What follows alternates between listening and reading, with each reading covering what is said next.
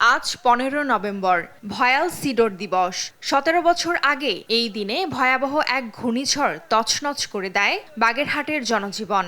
স্বজন হারানোর বেদনা আর আর্থিক ক্ষতি ভুলে স্থানীয়দের একমাত্র দাবি ছিল টেকসই বেড়িবাঁধ।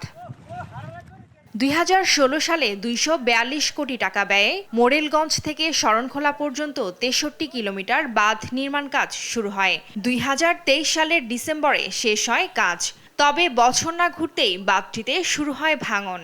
এলাকাবাসীর অভিযোগ, নির্মাণ কাজে মাটির বদলে দেয়া হয়েছে বালু। কান্দন দেখিয়া একটা বেড়িবাঁধ দিচ্ছে, কিন্তু বেড়িবাঁধ দেওয়ার কারণ কি, আমরা তো নদী শাসন চাই, কিন্তু নদী শাসন না দিলে তো আমরা টিকতে পারবো না। আমরা এই ভেরিবেটটার জন্য অনেক অনুরোধ করার পরে আমাকে একটা ভেরিবেট দিয়েছে, কিন্তু হ্যাঁ যে কোনো মুহূর্তে যে কোনো একটা সিডার আইলে বেরিবেট এই দেখেন ভেঙ্গে ছিঁড়ে গেছে, কিন্তু বেরিবেটটা দুটি শক্ত না হয় আমাকে থাকার কোনো নিরাপত্তা এর জায়গায় নাই।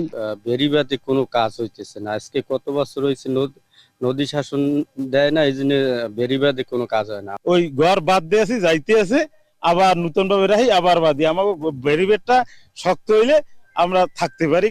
নদী শাসন না করে বাঁধ নির্মাণ করায় বাঁধে ধস দেখা দিচ্ছে বলে ধারণা অনেকের। যদিও নদী শাসনের জন্য এরই মধ্যে একটি প্রকল্প মন্ত্রণালয়ে পাঠানো হয়েছে জানিয়ে অনুমোদন পেলেই কাজ শুরুর আশ্বাস বাগেরহাট পানি উন্নয়ন বোর্ডের শীর্ষ কর্মকর্তার। 63 কিলোমিটারের মধ্যে 12 কিলোমিটার আমরা কংক্রিট দিয়ে তৈরি করি সিসি ব্লক দ্বারা টেকসই হিসাবে, কিন্তু নদী শাসনের অভাবে ওই 7 কিলোমিটার অংশটি খুব ঝুঁকিপূর্ণ অবস্থায় আছে।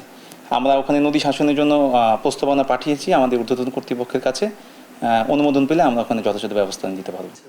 বাঁধ ভাঙন নিয়ে আতঙ্কিত এলাকাবাসীর একটাই দাবি, ঘূর্ণিঝড়ের মতো প্রাকৃতিক দুর্যোগ থেকে বাঁচতে দ্রুত বাস্তবায়ন করা হোক টেকসই বাঁধ। নিউজ ডেস্ক, দেশ টিভি।